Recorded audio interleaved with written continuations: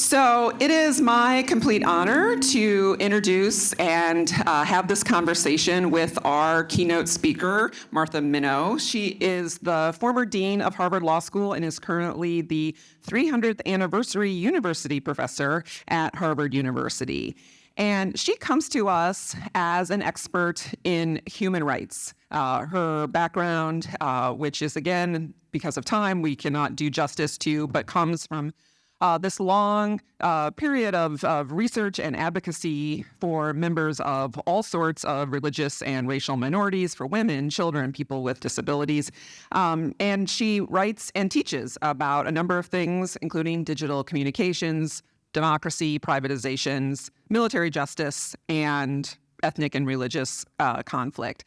She's also the winner. Are you still hear me? I feel like it's popping up. Okay. She's the winner of awards and honors really too numerous to mention, but I will highlight one, which is that she was the 2023 Freedom of the Press Career Achievement Award winner from the Reporters Committee for Freedom of the Press. And I'm sure in no small part due to the main topic we have her to talk with us today, which is about her 2021 book, titled Saving the News, Why the Constitution Calls for Government Action to Preserve Freedom of Speech. In our limited time we have here, Martha's going to give us some introductory remarks. I, of course, have some questions, but we invite questions from both our in-person audience and our live stream audience. We have learned, I think, that it's working best for everyone, whether you're in the room or not, to send your questions in through the QR code, and they'll pop up here on my iPad, and then I'll be able to ask them of Martha. So with that, I give you. Thank you so much, Sonja. Thank you for being willing to do this rather than have me lecture at you while you're digesting. And I really will not speak that long because I've already learned so much this morning. I am a dilettante and I'm an amateur and therefore I'm a fraud. So I'm here to learn more than anything, but I'm also panicked because more than half of the counties in the United States have no or very limited access to local news. And this pattern that was identified maybe 10, 15 years ago is accelerating. And it went from, losing 2 newspapers a week to 2.5 over the last 2 years. And the patterns and the explanations for it are many, but I can't help but think about this as a lawyer and as a citizen. And I think that it's fascinating that there's only one private industry that's mentioned in the Constitution, and it's the press. And I don't think that the Constitution is a suicide pact. And if the press doesn't exist, I think there's a problem. Now, I learned a lot from this morning's panel about democracy and whether or not the press is a precondition for democracy. I think that's a topic to talk about. But I do worry that we have created a constitution and a political economic system, as well as a technological one, that is undermining what seems to me to be a key ingredient to the form of government that we actually have embraced. I can talk about this familiar story. RonNell began by looking at the synonyms for crisis. I just Googled, familiar in relationship, within 5 words of local news crisis. And familiar is now familiar. This is a major problem, but it's why we all know it's related to the rise of the social media platforms, the migration of attention, migration of advertising, the migration of support. But it's not only that. I think that there has a lot to do with the erosion of antitrust law, the erosion of the tools to guard against concentration of wealth. I think a moment of this week that really arrested my attention was the lawsuit brought by Alden Capital. Alden Capital, which now I think of as one of the bad guys in the story of the current decline of the media, because they, as a private equity company, are buying up even going concerns of newspapers and then strip mining them. My hometown, Chicago, I'm watching this happen with the Tribune with, just crying because it was a great newspaper and there's no journalists left anymore. Alden Capital brought the lawsuit this week on behalf of 8 of its newspapers against OpenAI and Microsoft for copyright violation and misappropriation and diminution of their market value. That kind of made me chuckle, even though I'm crying about it, because I don't even think they have the tools to hold the tide back, certainly not against generative AI. So there's a concentration of wealth and there's a kind of strip mining of the industry at the very moment when we need the news more than ever. So I wrote a book because it was COVID, and what else would you do? So, I'm alone with my computer, and I tried to learn what I could. I also was looking for a book to try to explain what had happened to the media over time, just as a technological, economic story, and also connected to law, and I couldn't find one. So, but it needs to be improved, so I look forward to what others will do. I did try to come up with some suggestions about what to do. In retrospect, I realized it's 3 buckets of suggestions. The first is to hold the social media companies to the standard of adults. That means that if they violate the intellectual property laws, they should be held responsible. That means that they don't deserve the immunity offered by Section 230 of the Communications Decency Act that was accorded to infantile or embryonic companies. They're now the largest market capitalized companies in the world. They don't need to be immunized from the same obligations that apply to every other media outlet. Maybe not eliminate the immunities, maybe make them conditioned on some duties. I don't have a view about that, but some change of Section 230 seems appropriate. And also they should pay. They should pay their share in taxes. They should pay, of course, for the intellectual property. The second bucket of reforms is to protect users, just basic laws, consumer protection laws that exist, fraud laws that exist, but also strengthen those sources. Something that's emerging that I'm intrigued by is the idea of middleware. How many of you have heard about middleware? If we had a kind of serious but surgical antitrust enforcement, rather than breaking up the large social media platforms, unbundle the server and the editor, if you will, and have competition at the editor layer. So you could sign up for having your algorithms or your editing done by, people who are following politics and care about that. I could sign up for the one that's doing sports, but we'll have competition there. I think that's a really interesting idea, rather than using antitrust in a blood form, because I'm not sure how much success we had in breaking up AT&T and ending up with Verizon. And that third bucket of reforms are to amplify, so it's the supply side that we talked about before, but also the demand side, amplify the sources of news, the reliable sources. And on that, I have the great good fortune to currently serve as the chair of the MacArthur Foundation. And in that role, I've had the chance to work with John Palfrey, its brilliant president, to coordinate what's now 57 philanthropies to raise first $500 million to support and invest in local news. And now we have a consortia of 17 local, regional, local news investors, and we're close to a second $500 million. So it's not enough. The estimate is that it's going to take $3 billion, but the idea here is that philanthropy has to be a piece of the puzzle. And the conversion of many for-profit media entities into nonprofit is one model. I don't think it's the only model. I'm interested also in what the Providence Independent has done, which is it's a for-profit and it has a nonprofit foundation that's associated with it.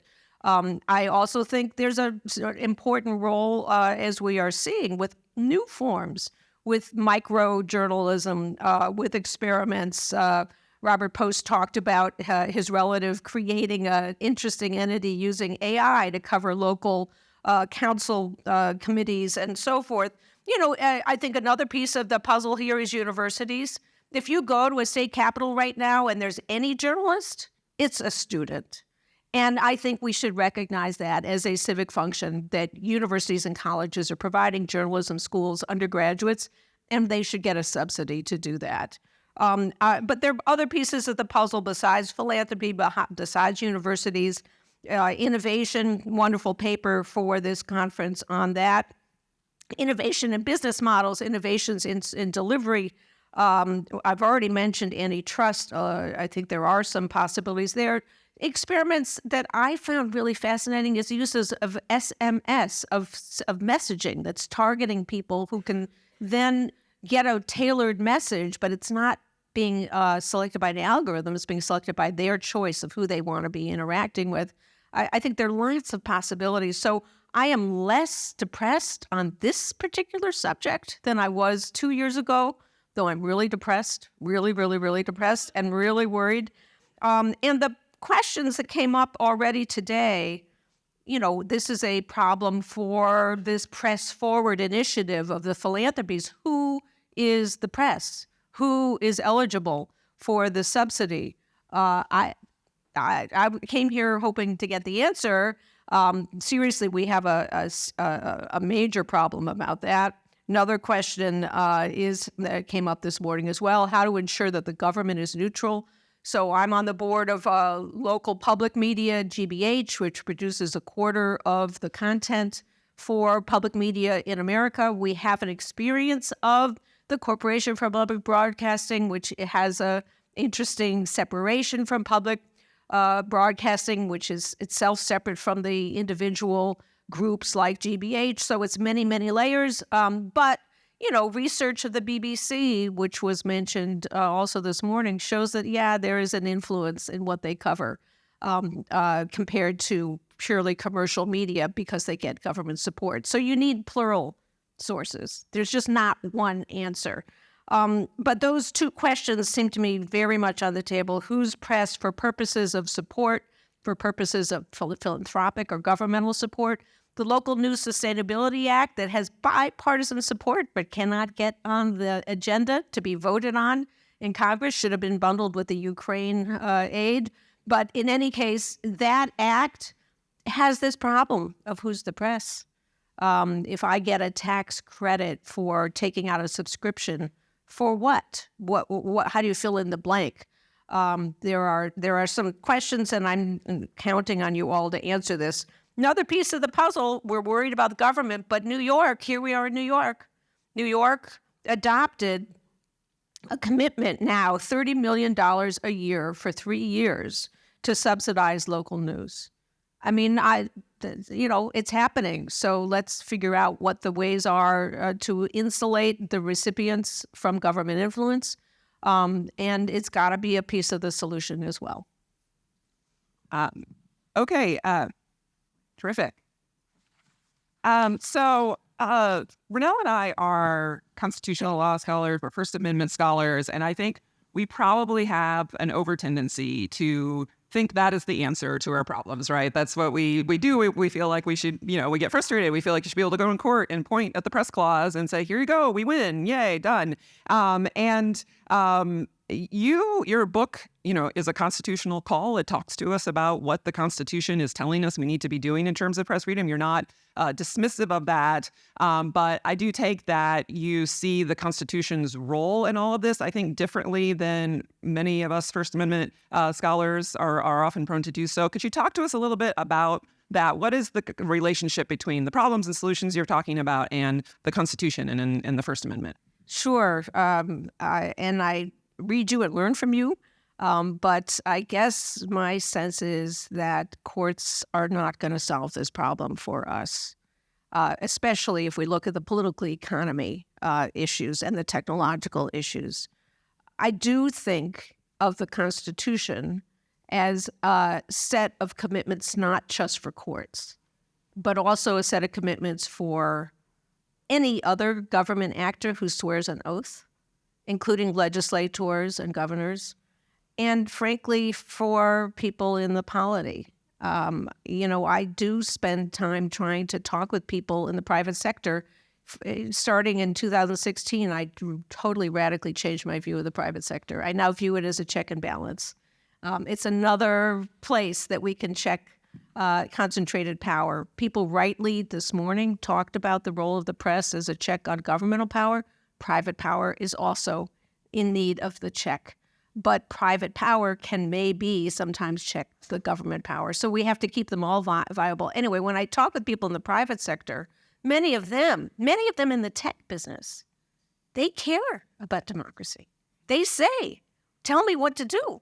Tell me what the Constitution can do to save this. Well, and I turn back to them and say, you're designing these tools in ways that are actually hollowing out the institutions and the trust that's necessary. That's a conversation that I think has to continue. And I think, many of you have ties to the tech industry. I certainly do. I have students who are refugees from it, but also students who are going into it. And many of them care about the commitments that are represented in the Constitution. How do we actually collaborate to come up with some reasonable solutions? So I think of the First Amendment as a part of a civic vision, which is applicable, again, to all public actors, but to private actors as well. And yes, I offer in the book a claim that there's an affirmative obligation, that the First Amendment does appear as a restriction on speech, but as Victor's paper wonderfully explores, there are many affirmative phrases for their comparable First Amendments in the state constitutions that actually have a much more positive front. And there are, small but bits of hints, even in Supreme Court opinions, about an affirmative vision about right to access, right to knowledge, the rights of readers. Again, I don't think courts are particularly good at that, but that's how I understand the First Amendment, that it is a protection of this vital set of activities, not just a limit on the government. So you talk in your book, and you often refer to sort of like the infrastructure, the press freedom infrastructure and the democracy infrastructure. Like, this is what we're trying to protect, which I think is really interesting, and I think maybe points to one of the problems of always trying to shove this into the First Amendment framework, because the First Amendment framework, as we think of it, has this rights holder. And, we're sometimes like, oh, who is the rights holder? Is it the journalist who can't get access? Or is it a particular person who wanted to read that work of that journalist? And I think it may be something even much broader. And I take from a lot of what you're saying that it is something much broader, right? It is the community as a whole that we have to have this infrastructure, this press freedom infrastructure that is working appropriately. And I think that might be part of the reason why you, among many other people, are particularly concerned about what's happening in local news. You see it both as sort of the center of the crisis of what we are seeing, but also, perhaps the place where we can most make have some positivity, some reasons to be less depressed because of this idea of what it means as a community to have community-based or local journalism. And I guess I was wondering if you could talk a little bit more about that, about what you see as the important role of communities, of the role a local press plays in that, and where we might have reasons for concern or reasons for optimism. Great. And local news is the priority for this philanthropic initiative. And why? Because it's the bleeding edge, but also it historically, as was again mentioned this morning, is the part of the media industry that is most trusted. And it's related to our discussions about polarization. It's less polarized. When you're focused on who collects the garbage, it's just not so much a national party politics problem.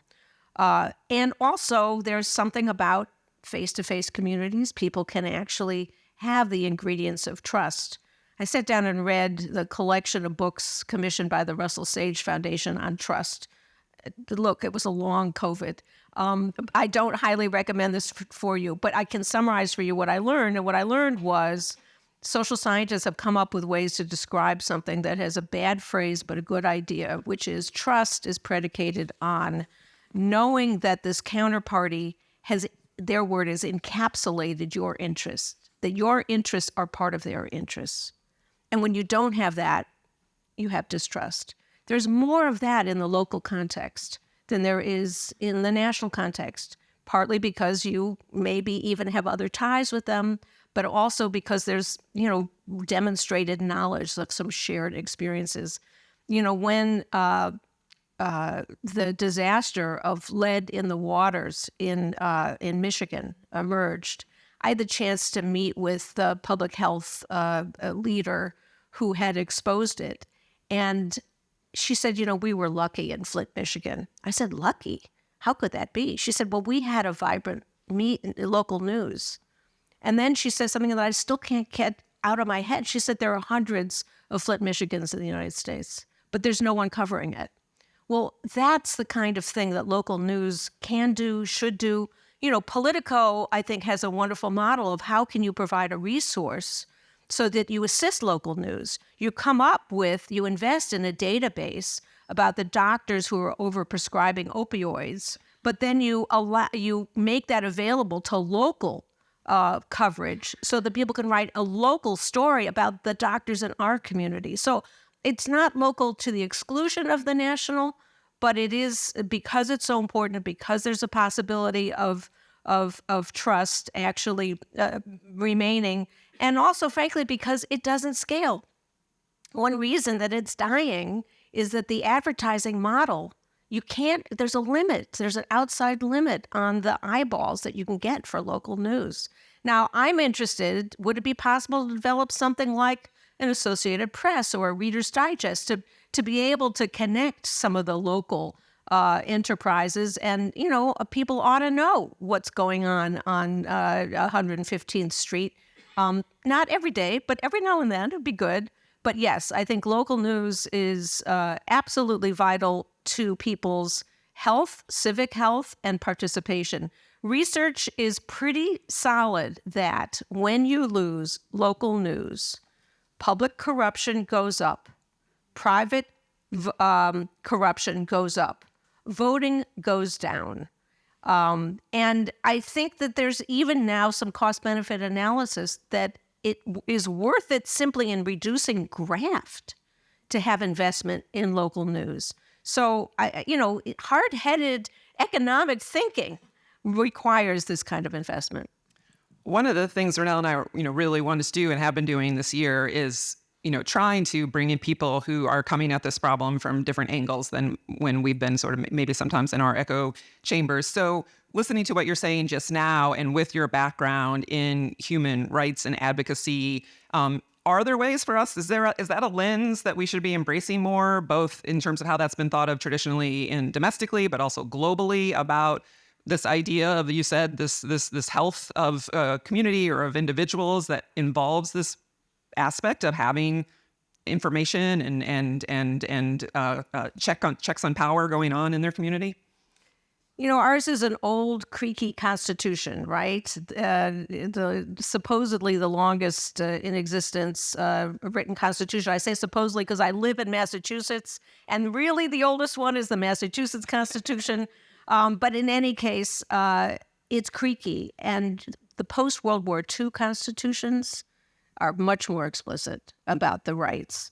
Certainly rights to press, what is the language in the California Constitution? It goes on for a paragraph compared to the First Amendment, but certainly in many of even the post-1989 constitutions, they're very robust, as they are about affirmative rights generally, rights to health, rights to family. So I think there's something important for we insular people living in the United States to see you could do it differently. Human rights, human rights frameworks have been adopted, for example, by the oversight board, by Facebook's oversight board. It has not made me proud of the human rights community because turns out that the phrases are vague and they contradict each other, and it allows them to do whatever they want. So are there resources there? Not, I think, from the field of human rights per se, but from comparative study, absolutely.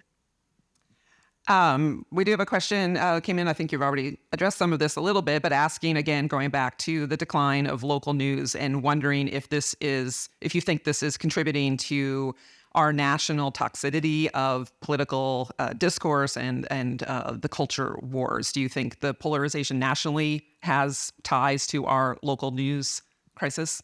So I don't know about causation, but I think that I think that there are really sharp connections. I have a colleague who has been studying Charleston, South Carolina for the last several years. Not exactly a place lacking polarization, a place with a lot of racial division, a lot of economic division. But what she's discovering is that they face sea rise. They're going to be underwater very soon. And that's changing how people talk and work together.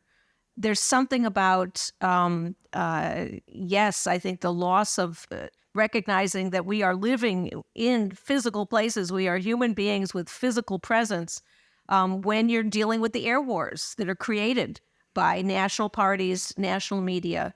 At the same time, somebody here will know better than I do. There's some interesting statistics about what we perceive to be polarization in this country. When you actually look at what people's views are, their views about reasonable gun control, their views about reproductive freedom, there's much more agreement. And when you also look at who posts on social media, it's a tiny number that do the vast majority of the posting that gets amplified by the algorithms that are, full employment for the psychologists about rubbernecking. How much can they engage us with we're shocked? The research that shows the most circulated information, misinformation, isn't even looked at beyond the headline. This is a problem that I think has contributed to polarization. It reflects polarization. Again, I'm not sure about the causal arrow, but I do think the local, their chances to actually remember that when you talk to someone one-on-one, the disinhibition reflex that we've all learned from being online, you don't have the same sense that there's no human being on the other side because you actually see there's a human being. So, I do think there's a good point in that question.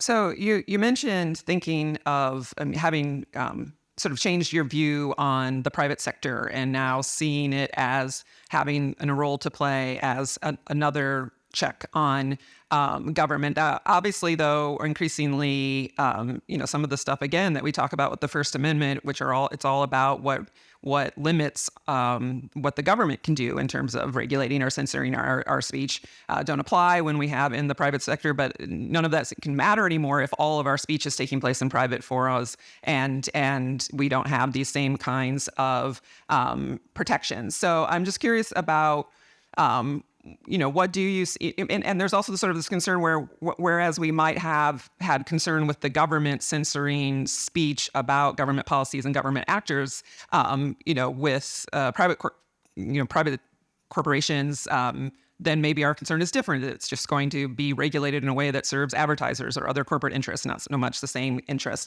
So I'm just curious if you could tell me some more about your thoughts about the role of these private actors taking over such a sort of significant part of the ways that we all communicate to each other. Are there parts that concern you, or parts, again, do you think this could play a positive role as a piece of a broader puzzle? So really, you're asking about social media platforms, yes. And are they the public square these days? And functionally, for a subgroup in the population, they are. Looking at the demographics, we can predict it'll be more and more and more because people under 40, it is the primary source of news. Not true for people who are older. I still get hard copy newspapers. Anybody else? So we are a dying breed. As you asked the question, I realized, oh my gosh, that my own conversion coincided with my 2.5 year service on the board of something that was once known as CBS. Remember that company? And it was a company that actually believed in the investment in news, and it was a loss leader, right? And as I watched it go out the window, they don't care about it.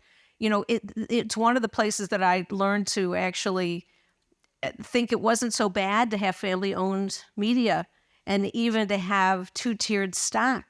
If you had people who were owners who actually had a civic vision, as we see with the Washington Post. So that's why I guess I had somewhat of a conversion experience, but I quickly left that board and am going to be in lawsuits for the rest of my life as a result. Another story. But what I have learned is that the state action doctrine, to get really technological or techie about this, state action doctrine has grown and shrunk through American history. And the assumption that these are private media and therefore there's no public dimension. Well, we have two different public-private distinctions in the law. One is government versus everything else, and the other is the intimate sphere versus everything else. The private sector, the commercial sector, the nonprofit sector, they're in that in-between. And I wouldn't try to tamper with the constitutional doctrine. I definitely don't think we should treat the social media platforms as government for purposes of then restricting their ability to edit. I am not for that. But recognizing that they play a public role in this other sense, I think is absolutely right. The same way that we talk about public accommodations. You can't keep people out of a store. So I think we have to be more nuanced. Okay, we're almost out of time, but I think we could have time for one more question that came in from our audience, going back to the question of local news. The question is, what about the problem with the demand side for local news? Do we think if you create it, they will come, or this sort of the way we have, I'm adding to the question, but this way we have fallen out of the practice of paying for our news, particularly for local news?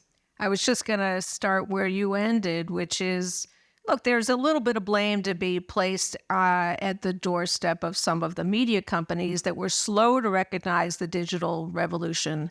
And when they did, largely did it for free, which then wrongly taught people you can get information for free. And the fact that it costs about the same amount of money as a latte to pay for a subscription to news seems to escape younger people. I just heard a very disappointing report by someone who is a dean of a journalism school who asked the students there, how many of you have a paid subscription to a news outlet? And none of them did. And these are people at a journalism school. So this loss of the willingness to actually pay for news is a major part of the problem. I mean, that said, I think that the demand side, it's not just if you build it, they will come. I'm going to tell a story and then also backtrack on it. I talked to the circulation head of the LA Times, who explained to me that they track very closely what stories individual people watch. And I was asking a question about, aren't these metrics really a problem, the digital metrics? Aren't they just driving you to bad things? And then the answer was no, it's really good. We can tell, this woman told me, we can tell if someone is following 3 different areas, they will convert to a subscriber. And I said, what do you mean? She said, well, if someone's following, politics and cooking and sports, then they will subscribe. Well, one of the things that has transformed our lives with digital production and distribution of information is that we don't bundle. We unbundle. And now I can actually just get what I want and I don't actually bump into anything else. That's a terrible thing. That's a terrible thing. I'll switch hats. When I was dean of a law school, we were very worried that students weren't actually going to the stacks to look at books. Because one of the things that happens when you look at a stack is you bump into things. And where's your targeted search, you get exactly what you were looking for, but you don't get that other. So we developed something called Stack Life, which is when you do your search, you get a picture of the neighboring sources. I think that we have to find a way to rebundle. And I think that that insight from the LA Times circulation head was very helpful. Here's the backtrack. The backtrack is, look at the LA Times. I mean, they just laid off a bunch of people. So, maybe it's working, maybe it's not working. I think, another piece of the puzzle is media education. I know that sounds flabby and unimportant, but I think it really is, and it's part and parcel of the civics education. The fact that, 2/3 of Americans can't name all three branches of government. This is a product of what we have done. This doesn't come naturally. This comes from the elimination of civics as a subject being taught in schools. Well, I think part of civic education, and there's a movement to revive it, is also critical reading and critical consumption of information. Once you actually talk with people, young people actually do want news. They do want information. They get it in a different way. They won't pay for it. But cultivating that understanding that you can be a critical discerner as well as a producer. Interesting information about the most successful media education programs are ones where young people learn to make their own media, because there they learn the choices that are involved. Okay, terrific. Please help me thank Martha Minow.